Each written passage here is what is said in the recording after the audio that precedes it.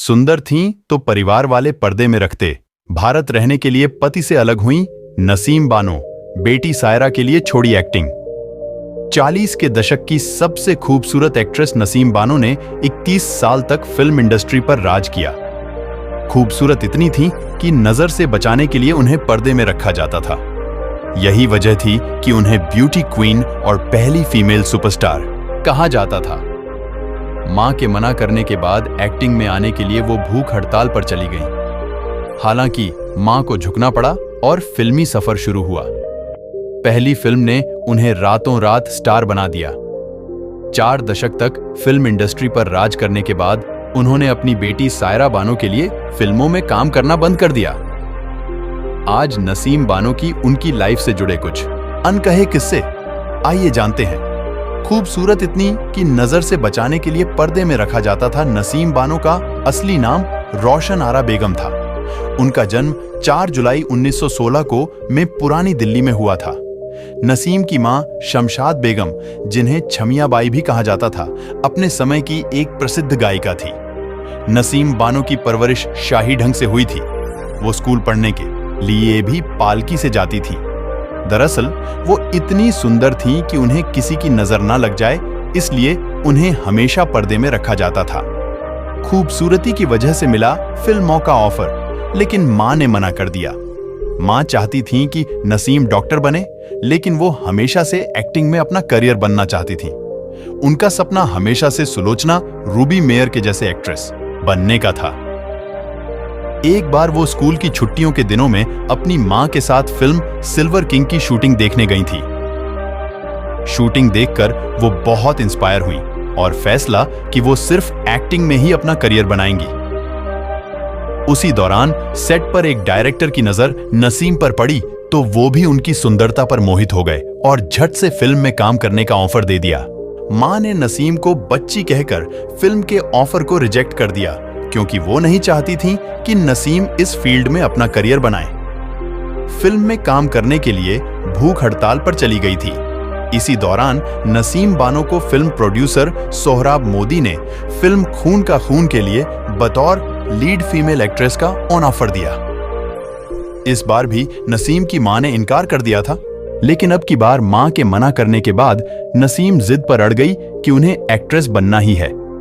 इतना ही नहीं, अपनी मां को मनाने के लिए वो भूख हड़ताल पर भी चली गई थी।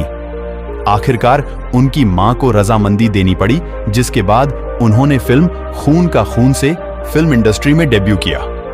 ये फिल्म बॉक्स ऑफिस पर हिट रही और इसी से पूरे देश में नसीम को पहचान मिली। इसके बाद नसीम सभी फिल्म मेकर की पहली पसंद भी बन गई थी। जब फिल्मों के ज्यादा ऑफर आने लगे तो उन्होंने अपनी स्कूल की पढ़ाई छोड़ दी। फिल्म पुकार से मिली बड़ी हिट उन्होंने मिनर्वा मूवी टोन बैनर के तहत मोदी के साथ कई फिल्में बनाई, जिनमें तलाक, मीठा जहर, बसंती जैसी फिल्में शामिल थीं। हालांकि फिल्म पुकार के नूरजहां किरदार ने नसीम को बहुत पाय एंड पॉपुलैरिटी दिलाई। इसके बाद दूसरे प्रोडक्शन हाउस से भी उन्हें फिल्मों के ऑफर मिलने लगे, लेकिन सोहराब मोदी के साथ हुए कॉन्ट्रैक्ट के कारण वो उन ऑफर को अपना ना सकी। इस बात पर नसीम और सोहराब के बीच कुछ अनबन भी हुई थी। नसीम बानो को बेस्ट एक्ट्रेस का खिताब मिला था। गुरु दत्त ने उन्हें फिल्म प्यासा में काम करने का ऑफर दिया था, लेकिन उन्होंने मना कर दिया था। बंटवारे के बाद भारत रहने के लिए पति को छोड़ दिया। नसीम बानो ने अपने बचपन के दोस्त मियां एहसान उल हक से शादी की थी। शादी के बाद नसीम ने बेटी सायरा बानो और बेटे सुल्तान अहमद को जन्म दिया था।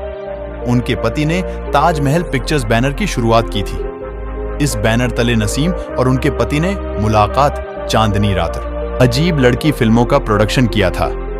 1947 के भारत पाकिस्तान बंटवारे के बाद नसीम के पति पाकिस्तान चले गए थे। वो चाहते थे कि नसीम भी उनके साथ वहां आ जाएं, लेकिन नसीम ने वहां जाने से मना कर दिया था।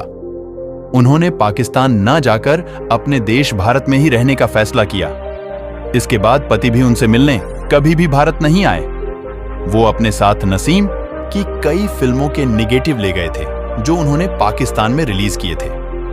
वहां पर भी ये फिल्में अच्छी कमाई करती थीं, क्योंकि पाकिस्तान में भी नसीम की जबरदस्त पॉपुलैरिटी थी। बेटी के लिए छोड़ दिया अपना फिल्मी करियर। फिल्म अजीब लड़की बतौर एक्ट्रेस नसीम बानो के सिने करियर की अंतिम फिल्म थी। इस फिल्म के बाद नसीम ने अपने एक्टिंग करियर को अलविदा कह दिया था। ये वही दौर था जब उनकी बेटी सायरा बानो फिल्मी पर्दे पर दस्तक देने वाली थी। ऐसा भी कहा जाता है कि नसीम नहीं चाहती थी कि बेटी से उनकी तुलना हो, इसलिए उन्होंने फिल्मों से संन्यास ले लिया। बेटी सायरा के फिल्मों के लिए ड्रेसेस भी डिजाइन की। उसके बाद नसीम ने बतौर फैशन डिजाइनर काम शुरू किया और अपनी बेटी की कई फिल्मों के लिए उन्होंने ड्रेसेस भी डिजाइन की। एक रिपोर्ट के मुताबिक यह भी कहा जाता है कि सायरा बानो और दिलीप कुमार की शादी में नसीम की बड़ी भूमिका थी। आखिरकार वो भी दिन आया 18 जून 2002 को 85 साल की उम्र में नसीम बानो ने इस दुनिया को अलविदा कह दिया। तो दोस्तों, नसीम बानो की ये स्टोरी आपको अच्छी लगी हो तो प्लीज एक लाइक करें, मेरे चैनल को प्लीज सब्सक्राइब करें। अपना ख्याल रखें। धन्यवाद।